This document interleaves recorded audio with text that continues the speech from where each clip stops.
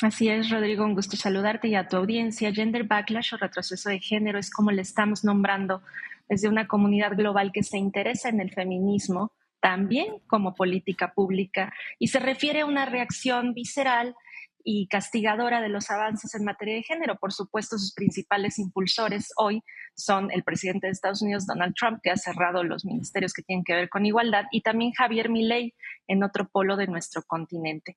Esto es muy importante porque ese es el contexto en el que se inscriben las declaraciones del futbolista que hace uso de su voz pública siendo un influencer seguido por millones de personas, una persona admirada, y con mucha irresponsabilidad sale a sugerir que las mujeres regresemos al espacio privado, que es el espacio al que hemos sido confinadas, limitadas, y eso se refleja todavía en las brechas, por ejemplo, salariales que hay no solo en América Latina o en México, donde van del 15 al 35%, sino también, por ejemplo, en la Unión Europea. El Parlamento Europeo señala que hay un 12.5% de brecha salarial en esos países.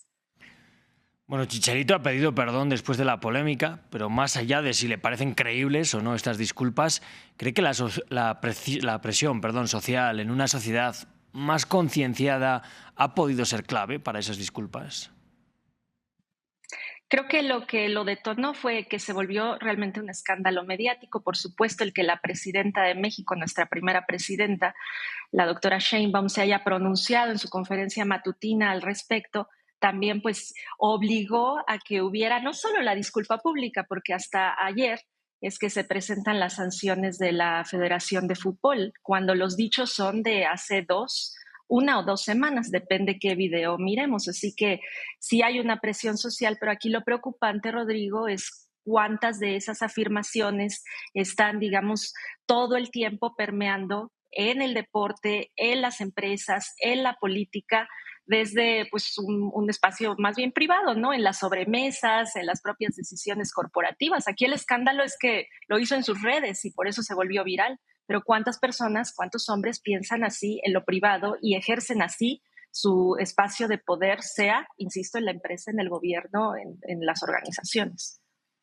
Claro, bueno, los datos, además de feminicidios en México, siguen en números altísimos, pero quizás sea la punta de una montaña que estamos viendo solo el final, pero cómo se articula la sociedad mexicana respecto a la necesidad también en avanzar en igualdad.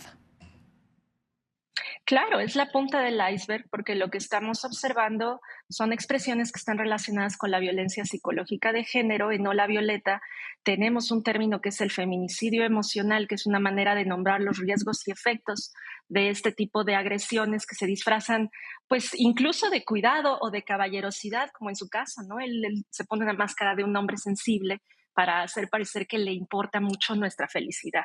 Entonces, ¿cómo estamos viendo esto desde México? Pues sí, México es un país que todavía hoy tiene casi 10 feminicidios al día, esa es la forma más atroz de violencia de género, pero 7 de cada 10 mujeres mexicanas mayores de 15 años declara haber sufrido al menos un incidente de violencia de género, esto según la encuesta que tenemos de referencia en nuestro país, que es la ENDIRE, que realiza el INEGI.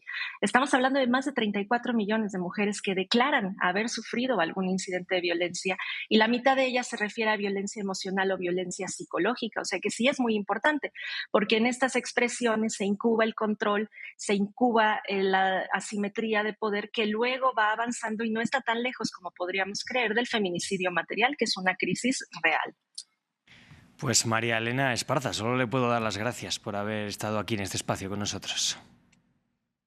Yo a ustedes, encantada.